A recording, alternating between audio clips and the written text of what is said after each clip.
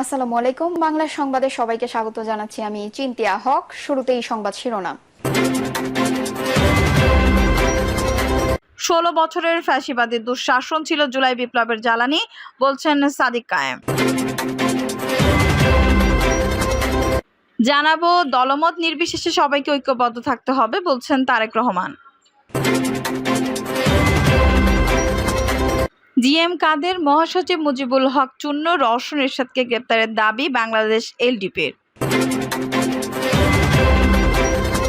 ছাত্র রাজনীতি বন্ধ নয়, সংস্কার করতে হবে, বলছেন নুরুল ইসলাম বুলবুল। এদিকে সত্যি রাজনীতি করতে চাইলে পায়ে হেঁটে জেলখানায় চলে যেতেন হাসিনাকে খালেদা জিয়ার উপদেষ্টা।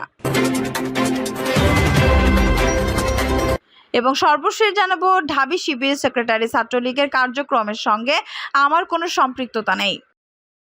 দর্শক, শুনছিলেন সংবাদ শিরোনাম, এখন বিস্তারিত।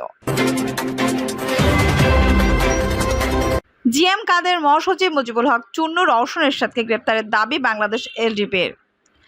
জাতীয় পার্টির চেয়ারম্যান জিএম কাদের, মহাসচিব মুজিবুল হক চূন্য ও বিগত সংসদের বিরোধী দলীয় নেতা রওশন এরশাদকে গ্রেপ্তারের দাবি জানিয়েছে বাংলাদেশ এলডিপি। দলের মহাসচিব ও ১২ দলীয় জোটের মুখপাত্র সাদাত হোসেন সেলিম বলেছেন, পরপর ৩টি নির্বাচন, ভোটারবিহীন নির্বাচনে অংশগ্রহণ করে আওয়ামী লীগের দোসর সহযোগী হিসেবে সঙ্গ দিয়েছে জাতীয় পার্টি। অন্তর্বর্তীকালীন সরকারের উদ্দেশ্যে তিনি বলেন, অবিলম্বে বিগত 3টি নির্বাচনের প্রধান সহযোগী এই 3জনকে গ্রেপ্তার করতে হবে। রাশেদ খান মেনন, হাসানুল হক ইনুকে যদি গ্রেপ্তার করা হয় তাহলে এই দোসররা বাদ যাবে না। দেশের ইতিহাসের সামনে উপমা তৈরি করতে হবে। ফাঁসির সহায়তা করলে জনগণ সে বিচার করবে। তিনি বলেন, চক্রান্ত এখনো থেমে নেই। ঘরে বাইরে বন্ধুর চেহারা পরিচয়ে শেখ হাসিনার দোসররা সামনে উঠে আসছে। রং পাল্টানো ব্যক্তিরা, সরকার ও রাজনৈতিক দলগুলোকে সতর্কতার সঙ্গে এসব মোকাবেলা করতে হবে। সত্যি রাজনীতি করতে চাইলে পায়ে হেঁটে জেলখানায় চলে যেতেন হাসিনাকে খালেদা জিয়ার উপদেষ্টা। সাবেক প্রধানমন্ত্রী শেখ হাসিনার উদ্দেশ্যে বিএনপি চেয়ারপারসনের উপদেষ্টা জয়নুল আবেদিন ফারুক বলেছেন, আমি মনে করি আবার বাংলাদেশে ফিরে আসবেন। বাংলাদেশে আবার আপনি রাজনীতি করবেন। যদি এটি সত্য চাইতেন তাহলে পদত্যাগ করার পর আপনি পায়ে হেঁটে জেলখানায় চলে যেতেন। আপনার ভাষায়, আপনার কথায় যদি আপনার লক্ষ্যকর্মী থেকে থাকে, উন্নয়নের কথা বলে, সে আস্ফলন আপনি করেছিলেন, সেটা যদি আপনার মধ্যে থাকতো তাহলে আপনি পালিয়ে যেতেন না। জয়নুল আবেদিন বলেন, বাংলাদেশ জনগণের এখন একটাই দাবি, আপনার জঞ্জাল পরিষ্কার করুন, কিন্তু জনপ্রতিনিধিদের সুযোগ দিন যারা সংসদে গিয়ে সংবিধান প্রণয়ন ও পরিবর্তন করবে। তাই অনতিবিলম্বে একটি রোডম্যাপ দিন। জয়নুল আবেদিন আরো বলেন, ইলিশ মাছ তো পাঠালাম, আরো বেশি পাঠালে বেশি বেশি পানি ছেড়ে দিতে পারতো। বন্ধুবর ভারতকে আমরা প্রতিদিন বলে যাচ্ছি, বাংলাদেশের মানুষ আপনাদের কাছে গণতান্ত্রিক অধিকার, আপনার দেশের মতো নির্বাচন আশা করেছিল, কিন্তু আপনারা বাংলাদেশে এমন এক ব্যক্তিকে, এমন এক দলকে সহযোগিতা করেছেন যারা 1 মিনিট বাংলাদেশের গণতন্ত্রকে হত্যা করেছে, অসংখ্য মায়ের বুক খালি করেছে, সব নির্বাচন কুক্ষিগত করেছে, অধিকার প্রতিষ্ঠান আন্দোলনের রাস্তায় নামাদের গুলি করে মেরেছে, আবরারকে খুঁচিয়ে বিশ্ববিদ্যালয়ে খুন করেছে, বিশ্বজিৎকে রাজপথে কুপিয়ে হত্যা করেছে, দেশ থেকে ৯৯,০০০ কোটি টাকা লুট করে নিয়েছে, মানুষের কথা বলার অধিকার কেড়ে নিয়েছে। আপনাদের উচিত ছিল শত শত মামলার আসামি শেখ হাসিনাকে বাংলাদেশ ফেরত পাঠানো। যদি আরো বলেন, এখন আবু সাইদ খোকন মুগ্ধর রক্তের গন্ধ নাক থেকে যায়নি, অথচ এরই মধ্যে আওয়ামী লীগের সহচর আমাদের প্রিয় খাগড়াছড়ি রাঙামাটিকে অস্থিতিশীল করার ষড়যন্ত্র লিপ্ত আছে। তাই ভারতকে বাংলাদেশের মানুষ কখনো বিশ্বাস করতে পারে না। আমরা আশা করেছিলাম শেখ হাসিনাকে আপনার ভারত অবিলম্বে হস্তান্তর করবেন, কিন্তু সেই বিশ্বাস আপনারা এখনো অর্জন করতে পারেননি। যদি বাংলাদেশকে ভালোবাসেন, বাংলাদেশের মানুষকে ভালোবাসেন, তাহলে আপনাদের উচিত বাংলাদেশে যারা এখন ভারতে আশ্রয় নিয়েছে তাদের এক এক করে হস্তান্তর করা। অন্তর্বর্তীকালীন সরকারের উদ্দেশ্যে তিনি আরো বলেন, যত অস্থিরতাই তৈরি করুক, আওয়ামী লীগ তাদের কাছে অত্যাধুনিক অস্ত্র আছে, অজস্র টাকা আছে, তারা এখন সংগঠিত হওয়ার চেষ্টা করছে। আমাদের চোখ কান খোলা রাখতে হবে। দলমত নির্বিশেষে সবাইকে ঐক্যবদ্ধ থাকতে হবে, বলছেন তারেক রহমান। শহীদদের আত্মত্যাগ ধরে রাখতে দলমত নির্বিশেষে সবাইকে ঐক্যবদ্ধ থাকতে আহ্বান জানিয়েছেন বাংলাদেশ জাতীয়তাবাদী দলের ভারপ্রাপ্ত চেয়ারম্যান তারেক রহমান। তারেক রহমান বলেন, আগামীতে ক্ষমতায় গেলে প্রত্যেক পরিবারকে খাদ্য সহযোগিতা হিসেবে ফ্যামিলি কার্ড দেওয়া হবে। শহীদদের আত্মত্যাগ ধরে রাখতে হলে দলমত নির্বিশেষে সবাইকে ঐক্যবদ্ধ হতে হবে। দলমত নির্বিশেষে সবাইকে নিয়ে দেশের উন্নয়ন করতে হবে। তারেক রহমান বলেন, রাজনৈতিক অধিকার প্রতিষ্ঠার পাশাপাশি দেশের অর্থনৈতিক মুক্তির জন্য সবাইকে ঐক্যবদ্ধ হয়ে কাজ করতে হবে। জনগণের নির্বাচন সরকার ছাড়া দেশের উন্নয়নের অগ্রগতি সম্ভব নয়। এজন্য দরকার ভোটের মাধ্যমে নির্বাচন, জনগণের সরকার। জনগণের অধিকার প্রতিষ্ঠার জন্যই জুলাই বিপ্লবে অসংখ্য ছাত্র জনতা শহীদ হয়েছে। তাদের কাঙ্ক্ষিত স্বপ্ন বাস্তবায়িত হবে। তিনি আরো বলেন, ভবিষ্যতে বিএনপি সরকার গঠন করলে বাংলাদেশে কতগুলো পরিবার আছে আমরা তা নির্দিষ্ট করব। আমরা রাষ্ট্রের পক্ষ থেকে একটি করে ফ্যামিলি কার্ড প্রত্যেকটি পরিবারের করে দেব। এই ফ্যামিলি কার্ডটি হবে পরিবারের মায়ের অথবা গৃহিণীর নামে। এই কাজটি প্রথমে গ্রাম থেকে, তারপর ধীরে ধীরে শহর, থানা, উপজেলা ও জেলা পর্যায়ে করব। এই ফ্যামিলি কার্ডে একটি পরিবারের মাসিক প্রয়োজন ও ভোগ্যপণ্যের কিছু অংশ এই কার্ডের মাধ্যমে পাওয়া যাবে। ছাত্র রাজনীতি বন্ধ নয়, সংস্কার করতে হবে বলছেন নুরুল ইসলাম বুলবুল। ছাত্র রাজনীতি বন্ধ নয়, বরং সংস্কার করতে হবে বলে মন্তব্য করেছেন বাংলাদেশ জামাত ইসলামীর কেন্দ্রীয় নির্বাহী পরিষদ সদস্য ও ঢাকা মহানগর দক্ষিণের আমির মোহাম্মদ নুরুল ইসলাম বুলবুল। তিনি বলেন, ছাত্রদের কল্যাণে বাংলাদেশ এবং দেশ কল্যাণে ছাত্র রাজনীতি ঢেলে সাজানোর উদ্যোগ এখনই নিতে হবে। বিচার বহির্ভূত কোনো হত্যাকাণ্ড আমরা প্রশ্রয় দেব না। আমরা এটাকে অন্যায় এবং ফ্যাসিবাদের অংশই মনে করি।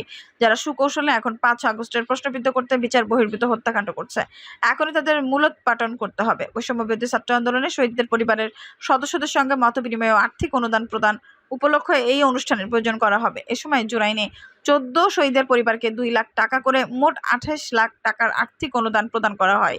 অনুষ্ঠানের প্রধান অতিথির বক্তব্যে নুরুল ইসলাম বুলবুল বলেন, আমরা রাষ্ট্রের কাছে দাবি জানাই, ফ্যাসিস্ট সরকার এবং তাদের দোসররা বাংলাদেশ থেকে যে হাজার হাজার কোটি টাকা বিদেশে পাচার করেছে, সেই টাকা দেশে ফিরিয়ে এনে শহীদ এবং আহতদের পরিবারের সদস্যদের সামাজিকভাবে প্রতিষ্ঠিত করার কাজে লাগাতে হবে।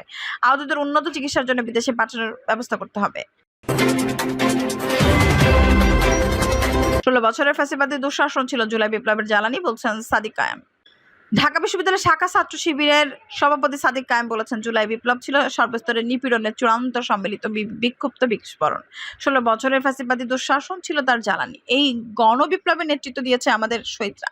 খোদা প্রদত্ত জনকে কুরবানি করে তারা সাম্য ও ইনসানিয়া ভিত্তিক একটি গণতান্ত্রিক বাংলাদেশ গড়ার জিম্মিদারি আমাদের হাতে অর্পণ করে গেছেন।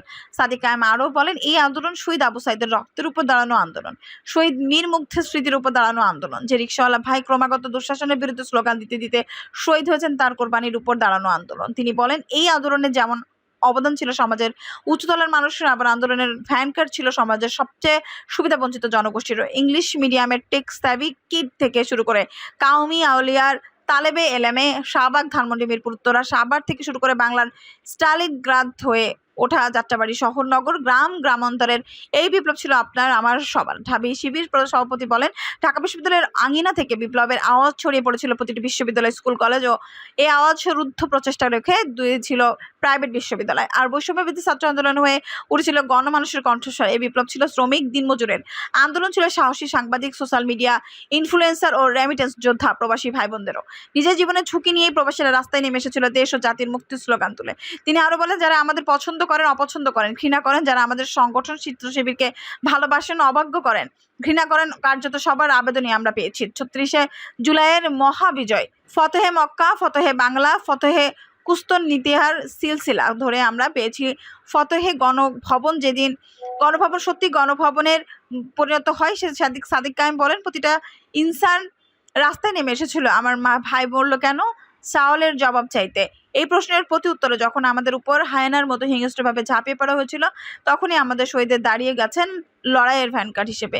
এই আন্দোলনের সমস্ত কর্তৃত্ব আমাদের শহীদ ও হাত পা চোখে হারানো সহ নানাভাবে আহত ভাই বোনের, যাদেরকে বুলেটের গুলি কিংবা জুলুম কোনো কিছুই দামিয়ে রাখতে পারেনি, তারা একজন শহীদ হওয়ার পরে আরেকজন দাঁড়িয়ে গেছেন দুঃশাসন ও স্বৈরাচার মুক্ত বাংলাদেশের আকাঙ্ক্ষাকে বুকে নিয়ে। তিনি বলেন, শত জুলুম এবং স্লো পয়জনিং এর মুখে সাবেক প্রধানমন্ত্রী বেগম খালেদা জিয়া ও তার দল বিএনপি নির্বাচনে না যাওয়া, জামায়াত ইসলামী সহ 1.5 যুগ ধরে তিলে তিলে ইনকিলাবের জমিন চাষ করার জুলুম সব বিরোধী দল ইলিয়াস আলী, মাইকেল চকমা, ব্যারিস্টার আরমান ও জেনারেল আজমি থেকে শুরু করে ফাঁসি ও গুম ক্রসফায়ারে হারিয়ে যাওয়া আমাদের সব সিপাহ সালার ও সহযোদ্ধা শাপলার সহবাগ দ্বন্দ্বকে পাশে রেখে শহুরে মধ্যবিত্ত জনগোষ্ঠীর সমর্থন ভাইদের হেফাজতের ঢাল হিসেবে বোনদের বুনায়ন মারসুম তথা সিসা ঢালা প্রাচীর হিসেবে দাঁড়িয়ে যাওয়া ফ্যাসিস্ট সাম্প্রতিক রাজনীতি ও সর্বপ্রকার ব্ল্যাকমেইলকে উপেক্ষা করে পাহাড় সমতলে ধর্মীয় নৃতাত্ত্বিক সংখ্যালঘুদের সহযোদ্ধা হয়ে ওঠা মাদ্রাসা তালেবে এলাম এবং আলেম ওলামার আকাতরে জান মালের কোরবানি এবং ফ্যাসিবাদ বিরোধী সব ছাত্র সংগঠনের স্বতঃস্ফূর্ত অংশগ্রহণ এই ইনকলাবের স্বপ্নকে বাস্তবে রূপ দিয়েছে। ঢাবি শিবির সভাপতি আরো বলেন, বিডিআর বিদ্রোহ থেকে আয়নাঘর, শাপলা থেকে শুরু করে মোদি বিরোধী আন্দোলন, শেয়ার বাজারে নিঃস্ব মজুম পরিবার থেকে শুরু করে সাংবাদিক সাগরুণীর সন্তান মেঘ, 16 বছরের ফ্যাসিবাদী দুঃশাসন ছিল জুলাই ইনকলাবের জ্বালানি, আর শহীদরা ছিল সীমাহীন উজ্জ্বল স্ফুলিঙ্গ। সাদিক কায়েম বলেন, শহীদ গাজীর স্বাধীন বাংলাদেশ, আমরা যারা জিন্দা আছি তাদের সামনে এক সুদীর্ঘ পথ। আমাদের শহীদদের স্বপ্ন পূরণের জন্য একটি সুখী এবং সমৃদ্ধ বাংলাদেশ গড়ে তুলতে হবে।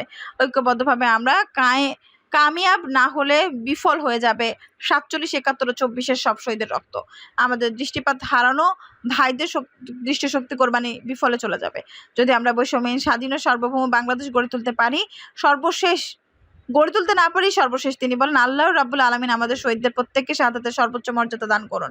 আমাদের রক্তের হক আদায় করে আমাদের একটি সুখী সমৃদ্ধ পারস্পরিক শ্রদ্ধাপূর্ণ এবং ঐক্যবদ্ধ বাংলাদেশ গড়ার তৌফিক দিন, আমিন। দর্শক, এই ছিল এখনকার সর্বশেষ সংবাদ। নিউজটি ভালো লাগলে অবশ্যই একটা লাইক দিন, কমেন্টে আপনার মূল্যবান মতামত জানান। সবসময় আমাদের পাশে থাকতে সাবস্ক্রাইব করে বেল বাটনটি অন করে রাখুন। ধন্যবাদ।